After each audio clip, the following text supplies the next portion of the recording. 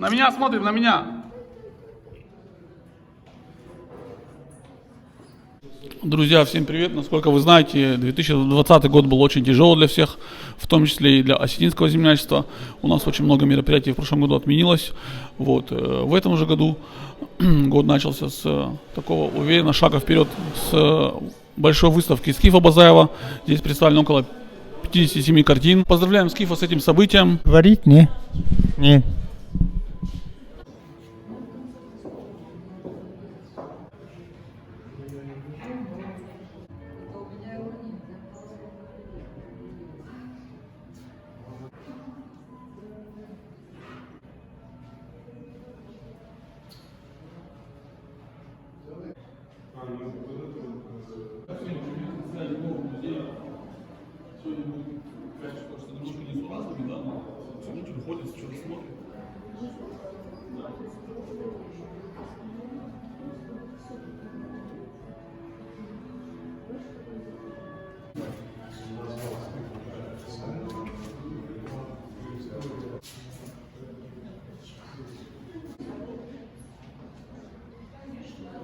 Я хочу сказать несколько слов о замечательной выставке Андрея Базаева «Скифа».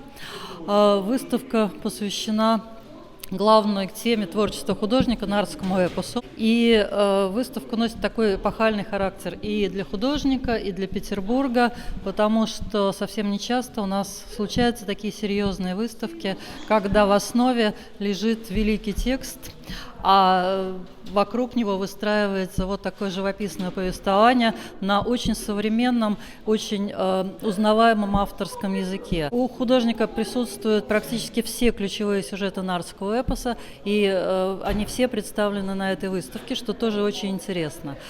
Все посетители, которые приходят, уходят вообще совершенно, как мне кажется, другими людьми, потому что такая живопись не может не потрясать.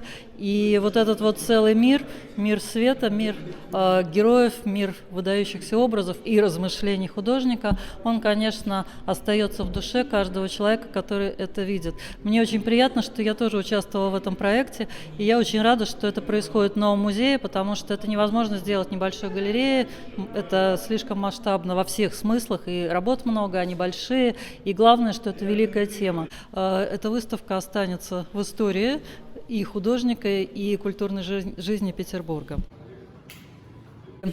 За это большое спасибо новому музею, потому что все-таки музейное пространство действительно должно быть предоставлено вот таким вот значительным проектом. А проект действительно очень значительный. В основе этого проекта великий текст, нардский эпос. Да, любой эпос еще в таком хорошем, полном виде. Это действительно достояние человечества, это действительно очень важный текст. Андрей Базаев «Скиф» действительно практически всю жизнь занимался чтением, пониманием этого текста, и в его творчестве существует, но это часть, конечно, работ, да, их больше, но тем не менее есть работы, посвященные всем ключевым сюжетам, ключевым персонажам эпоса, но это не иллюстрация, это понимание, а вообще с точки зрения мифологии, с точки зрения эпического сознания, да, любой текст, он постоянно живет. То есть это не наше понимание, когда мы прочитали книгу и все. Эпос постоянно рождается, живет и существует. И в данном случае мы видим это вот в такой живописной форме. И это редкий случай сейчас. Это очень интересно, потому что сейчас не всякий художник возьмется даже за какой-то библейский сюжет, более, в общем, разработанный в искусстве, скажем, прямо. Очень интересно то, что это передано таким вот современным языком художественным. То есть это наше время, да, это наш язык, мы его хорошо понимаем и чувствуем, и в то же время это глубина традиции. Поэтому, мне кажется, это очень интересно, и Андрей может говорить очень много. Нардский эпос – это где-то в письменном виде, она существует где-то около 150 лет, когда в конце XIX века русские ученые, лингвисты, языковеды, исследователи Кавказа, посетили Кавказ, конкретно Осетию, и начали собирать через старейшин, записывали но к ним относятся Миллер и остинские уже ученые, художники, конкретно Махарбек Сафарович Туганов, великий остинский художник, он и был великим собирателем нардского эпоса. Миллер, Всеволод Миллер, выдающийся русский, петербургский филолог, языковед, который тоже занимался, Шегрен. И вот эта короткая, конечно, история письменная нардского эпоса, это, конечно, не сравнить с такими большими эпопеями, как христианство или мусульманское такое философское течение.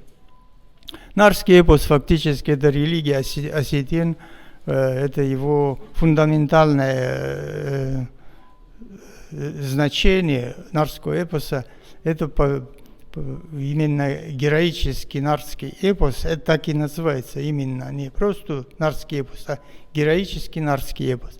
И в его сюжетах, если просмотреть сверху, с родоначалия нардского эпоса, которые сохранили осетины, именно его древнейшие истоки, скифское время, даже есть отголоски еще ранних эпох жизни скифов, сармат. У меня где-то около 170, около 200 работ, посвященных именно исторической, вот к этой нардскому эпосу, скифо-сарматской, аланской тематике. А вот этот нардский эпос, она не только у осетин, он распространился у многих народов Кавказа, есть у адыгов, кабардинцев, балкарцев, есть и чеченцев, даже у грузин, сванети, вот они тоже заимствовали многие сюжеты нардского эпоса, но глубину его происхождения и история его создания только знают именно корневые, как можно так сказать, более глубинные вещи, только знают остинские и сказания. Вот это его появление, как появился первый нард, как создавался вселенная, вот Пастесаретых, после появляется там создатель мира, Дунес Канак Хушау, после появляется там вот этот, и уже когда появляются 3 рода нартов, Галагата, Бурата, Хсартагот, это тоже у многих народов не сохранился. Потому что нардский эпос это героический эпос. Ты читаешь нардский эпос, он просто, ты еще, если сидишь за столом, ты уже воспрыгиваешь от их танцев, великих пиров, там сражений и так далее. Она не может быть, вот как вот Шишкин писал, или там Маковский, или кто-то такой в реалистическом виде. Я вот какие-то замысли, вот, ну, если вот сказать на явление Алан Арьев, это мне приснится ночью, я ночью встал, пошел в мастерскую, недалеко мастерская. В 1995 году выбрасывали всякие портреты. И на портрет, первый эскиз был написан на портрете Ленина. Первый эскиз. И к нему я написал 16 таких эскизов маслом. Ну, во-первых, я очень люблю творчество Андрея. Я очень люблю самого Андрея. Это добрый, замечательный человек. Вот. И мне очень нравится то, что он делает. Вот. И я мало знаю таких людей, выходцев из каких-то, так сказать, других сопредельных государств, для которых их, как говорят, малая родина, я, правда, не очень понимаю, почему она малая, она родина. Вот. Вот эта малая родина стала бы центром вселенной, стала бы самой главной темой творчества и так далее. Что произошло с Андреем? И мы все, так сказать, знакомимся с Осетией, мы все узнаем, что, оказывается, это были скифы, и он настолько нас в этом убедил, что он сам себя назвал скифом, но как псевдоним, а сына назвал скифом, и тот уже скиф по паспорту, хочешь не хочешь, а теперь уже всем это будет известно, и также сарматы и так далее, это все ужасно интересно. И Я считаю, что Осетия должна быть, страна Осетия должна быть счастлива, что у нее есть такой сын. Вот, и то, что народный художник Осетии, это абсолютно заслуженно, и я всех поздравляю с этим. Я очень счастлива познакомиться было в свое время с вами, Андрей.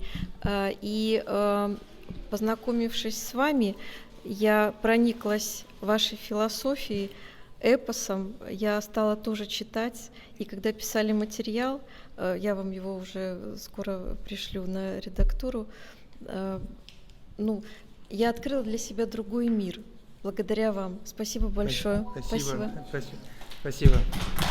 Нардский эпос, он бездонное такое озеро богатств, да, туда можно нырять и каждый раз оттуда выходить, да, с какими-то новыми какими-то для себя что-то такое исследование проводить всю жизнь. Мне кажется, вот то, что у нас были такие художники, как Махарбек Туганов, Джанаев, Хохов и остальные, те, кто занимались нардским эпосом, они каждый заняли свою какую-то нишу в рассказе о нартовском эпосе. Да, вот Андрей Базаев тоже, я считаю, нашел какую-то свою нишу во всей этой истории и прочно ее занимает. Вот я желаю дальнейших успехов. Я думаю, что здесь нардский эпос это такое непаханное поле. Вот тут еще очень много можно найти и рассказать, и оставить нашим детям, внукам еще про запас. Так что у нас очень много работы. Да, поздравляю с выставкой. Спасибо. И через историю, через нардский эпос я ищу свои мысли и хочу их передать. И как раз в нардском эпосе стержнем является справедливость, мужское достоинство, уважение к женщине, вера своего идеала и так далее. Это и сегодня, наверное, нужны нам. Наверное, сегодня больше, чем когда-либо. Спасибо большое. Здравствуйте всем. Я бы хотел сказать пару слов не как ценитель, знаток живописи, как обычный человек, представитель более молодого поколения осетинской диаспоры, скажем так, осетинского землячества. Скифа мы знаем давно, очень уважаем. Всегда он готов пригласить к себе в гости, в мастерскую, попить чай, печеньками накормит. Вот. Интересные вещи рассказывает, всегда даст совет, всегда принимает участие во всех мероприятиях. Вот. И мы вас за это ценим, любим. У меня, как сказал Юра, мой дорогой друг, очень прекрасная семья. Сын мой Скиф, Анна, вот моя невеста, и 2 прекрасных внука. Вот они должны продолжать вот эту красоту, продолжение нардского эпоса, вот эта справедливость, вот эту красоту, уважение к старшим, чтобы дедушку он когда вырастет, уважал. Если дедушку будет уважать, значит будет уважать всех, и бабушек, и дедушек, и всех-всех. Привет, скажи пару слов. Ари, скажи, как тебе понравится выставка? Да, очень понравилось. Какая твоя любимая картина? Большая сама. Хочу поблагодарить еще раз свою семью. Я Скиф-младший. Хотел бы всех поблагодарить, прежде всего, за то, что вы все пришли и не остались безразличными. Спасибо вам за возможность, то, что можно здесь выставляться, что можно здесь встречаться и доносить какую-то информацию. Я от своего имени уже, как тоже Казбек сказал, от младшего поколения, хотел бы сказать, что нардский эпос является не только достоянием осетинского народа, но и достоянием вообще всего мира, потому что один из величайших эпосов мира. И здесь действительно не только художники, но и музыканты, и любой другой человек может черпать вдохновение, будь то это смелость или справедливость, или, может быть, какое-то творчество, творческое начало, героизм. То есть все это там уже давно присутствует.